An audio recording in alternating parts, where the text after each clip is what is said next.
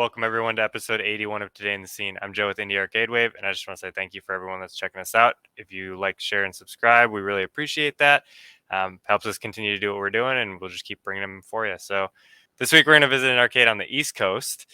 This arcade is home to about 260 arcade games. They're mostly retro, making it one of the largest collections in the area. And I've got the owner of the arcade with me today. His name is Brandon. He owns Timeline Arcade, and they've been around since 2010. So I guess without further ado, welcome, Brandon. How you doing? How you doing? I'm good. I'm glad we got this going. It had a little Yeah. bit of technical difficulties there, but it's Yeah, all we got good. it. We're all set now. So let's just jump into you first off. Just let us know a little bit about yourself and kind of tell us who Brandon is. Okay, cool. My name is Brandon. I'm about over 40 now. I don't even know. It's bad when you get older. You think I'm 42, 43. I don't even know. Anyway, I was born and raised in New Jersey, and then I moved out to Pennsylvania in the early 2000s, and I worked for multiple companies. I got married, had kids, did all the normal stuff. Yeah, I mean, then from there, I was like, I'm done with working for corporate America, and I was like, I always wanted to be in an arcade and own an arcade because back in my day when I was in Jersey, I was in some punk and ska bands that were big and local in the area, and toured a lot. And I always had that thing of either doing a music venue or an arcade, and I went with the arcade route. So that's where I'm at now. Awesome. I always find it really interesting, especially with arcade owners and collectors in general, how they got into the arcade scene. So can you tie it back to one memory that was like, arcades are awesome, I really want to go into this? Well, I mean, it really goes into back in my New Jersey roots when I was a kid. I mean, I was fortunate to have a lot of really awesome arcades in my area, and also being really close to New York City and going into the city a lot. I could go and visit arcades in that area. But a few that I started out and growing up in is in Wayne, New Jersey. Fun and Games was in the mall, and it had the outside entrance for an arcade that was it was always like a little risque arcade, I'd say, because it was open late and had all of that crew as far as the wild and rough ones. But that's where I always went as a little kid, actually. And then there was a place that was called Fuddruckers, which was a food restaurant. I don't know if they were around, and I think they were everywhere, but they had a huge arcade, and that's where I first played the Addams Family pinball machine. And I saw Sega's hologram Time Traveler game for the first time, and it blew my mind as a kid. And being $1 a play back then, it was it took money like crazy, and I had to ask my parents for money with that. But those two memories, and then growing up further, Chinatown Fair in New York City, huge arcade, awesome arcade, visited a lot back in the day, was another thing that actually made a movie on it and everything. So it was a lot of history in that too.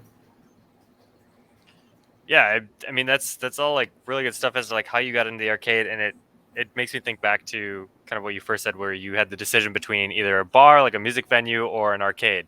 So when you were in that position, what brought you to the decision to let's go to an arcade, and what kind of pushed you over the edge to make it happen? Well, I mean, what really pushed me over the edge was it was just being, like I said, in that corporate field and feeling there was a dead end, and I wasn't getting anywhere further with it. I was like, this is not what I want to do. I went to college, Berkeley Community College in Rutgers in Jersey, and I went for stagecraft and lighting. I actually worked with WWF and a couple things like that, and I saw that as more of a traveling sort of thing. And I was like, I don't know about this. So I actually went way past that and ended up being a regional manager for a pest control company. So it was pretty wild how I did that. And then I formed back into this, and I said, you know what, I got to go back and do something in the lighting, stagecraft, and my memories. So I tried to tie it all together. And if you look back here, I have ET flying above me up here. So, I have a little bit of everything going on that was special effects, arcade games, music. I mean, all of it tied into one. And I was like, I think I finally hit it on the button here. Yeah, so I saw that you have over 260 games. It's an absolutely massive collection. Where did that collection start? Can you think back to were you just accumulating a ton of games all at the same time, or did you get a couple games and you were like, I need to keep adding? Well, back in my day, I started out the arcade.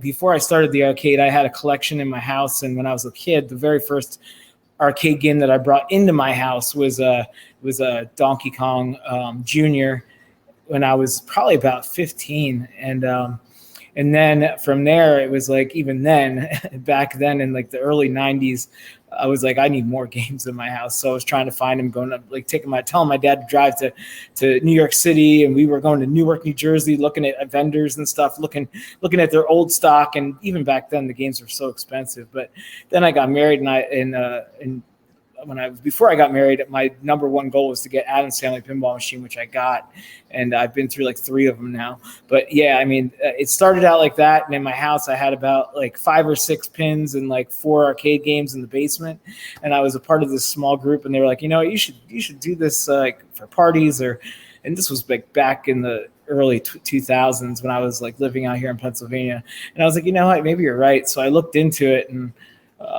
we'll dive more into that. When I first started Timeline, my goal was to make it like very like emotional for everybody, because like the number one place where everyone knows that arcades were back in the day were in the 90s were in malls. So I took the dumb idea and said, yeah, I'm going to do this. I'm going to put it in the mall. And yeah, that went great. Not so much. So I saw an interview from, I want to say it was like 2013, 2014. This is your second location, correct? This is like, yeah, we had one in Hanover, which actually I had to shut down when COVID hit. But we're going to reopen that hopefully in the next year or two here.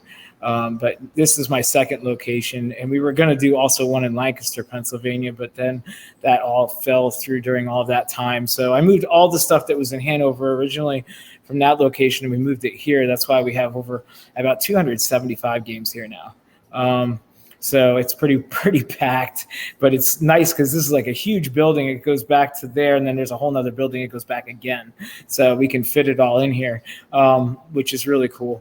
But I took the route of like selling off a lot of those games in auction during COVID, and like an online auction that I did, and then ended up getting a lot of newer Stern machines. So everyone loves the newer Stern. So we've got like all the newest Stern pins in the collection now, dated like from like Turtles and Black Knight 2000, like Black Knight, like all those are all here. Swords of Rage, all that.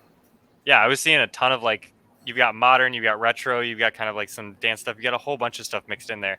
Yeah. Of your collection, what are the things that you think personally like really stand out? What are some of your like rare games that you have in there? I have an original Pong, Atari Pong machine from back 1979. It's probably my glory game that I have. I actually got it from a really good friend of mine who owns the Sled Works in Duncannon, PA. So that's probably my prized possession. I mean, that's like a grail to me as far as a history of gaming. And besides that, I think I have. Oh man, there's so many. My number one favorite game from when I was younger was Mortal Kombat. So I'd say Mortal Kombat 1, 2, and 3. I mean, they're always going to be my favorites. So as far as arcade games. Yeah, this is probably a harder question to answer just because you already have like 270 plus games in there right now. Yeah. What games are you still looking for? Like, what other games are you like, if I can get this, I'm getting it pretty much no matter what? Well, I mean, that's my Grail game that I really want to get, which is very hard to get for a decent price right now, is like I said, like when I was young, I went to that place called Fuddruckers and ate there as a kid, is the Sega Hologram Time Traveler game. They're very hard to find working or just to find at this point, unless you're paying like $10,000 to $15,000 to $20,000 people are asking for them now. So that's definitely a Grail game that's definitely wanted in the future, or even if I don't get it, it's still number one. Yeah, I don't even think I've heard of that one. That one might be a little bit before my jumping in the arcade time. But yeah, for a classic that's 15-20 grand, that's crazy. Yeah, it's a huge Laserdisc game where it was like a hologram where you could put your hand in it and it felt like the people were there, like you could just touch it. It was pretty wild. That is super unique. I don't think I've heard of anything like that. Mm-hmm. And I remember I'm also thinking back to that same interview that I saw. You mentioned what you think the arcade scene needs to continue to thrive and continue to grow, and that's just people staying in the scene and like more people opening arcades and continuing to grow. So at this point, after we dealt with the whole shutdowns and all that stuff, what do you think the state of the arcade scene is now, and what do you still think needs to be done to continue it growing? I mean, the big thing is I don't know if this will be a bad thing for me to say or a good thing. A very scary thing that I'm seeing, and even now, like even today, is I'm seeing these arcade one-ups come out into play, if you know what those are. But I mean, I'm seeing a lot of commercial places putting them into their facilities, which it's scary to us. I mean, as arcade owners, because like it's not it's not representing the history or the I don't even know how to say it. They're a toy. That's what they are. But I mean, I'm starting to see that be put out there, and the kids of today are seeing that and thinking, "Wow, check this out! It's an arcade game," but it's really not. So I don't know if that I'm seeing too much of that. But I mean, I'm seeing a lot of places that are opening up that are actually staying true to the arcade and adding things and trying really hard to start an arcade. I give them props because right now is a very hard time. That would be a very hard time to start up something new when you're not established. I totally agree with that. I think the one ups are a cool idea for like if you want to get a cheap arcade in your basement to like play with some friends, but that's not going to hold up long term. It's And it just says somebody who's helped construct arcade cabinets for indie games, like you don't cut corners when you're building the cabinet, especially when you know people are going to be beating it up. Like you build it like the old Konamis, like you build it solid. yeah. I was talking to somebody about those arcade ones, so I said I compare them to a plug and play game versus a Nintendo. So it's like that's really what they are. Yeah, I guess one of the last things I wanted to ask is for someone, you kind of mentioned this, like people coming up right now that are unestablished. What advice would you give to someone that is starting an arcade right now to kind of get over the initial hurdles and get on that road to success? I mean, I don't want to be. I really feel like unless you have a really strong collection already, if you have like hundreds of games, or like have an established amount of games somewhere in your home or in storage, I would say that then you should look at that case. But if you don't have an established collection of games or anything like that, it's going to be very hard, especially now with the increase of inflation of games. Simpsons and like Ninja Turtles and all that kind of stuff used to be costing me even like $200 to $300 for an arcade cabinet for, like I said, for what I call a big hit game, versus now they're like $1,500 to $2,000 to $3,000. Yeah, I mean, you don't want to get yourself so deep into a hole that you can't pay it off with the cabinets. Like you want Yeah, to be able to get that cash flow positive fast. yeah. I guess the last thing for it here, Brandon, is just shout out your social medias. Let people know where they can follow you and continue on with your journey. Yeah, you can find us on Instagram. You can find us on Facebook. You can find us on Twitter. You can find us on TikTok. You can find us on everywhere. And we also at timelinearcade.com. We have Phil Moore from Nickelodeon coming to visit us as always this April. Awesome. Well, thanks for coming on, Brandon. I really appreciate you letting us know about Timeline Arcade.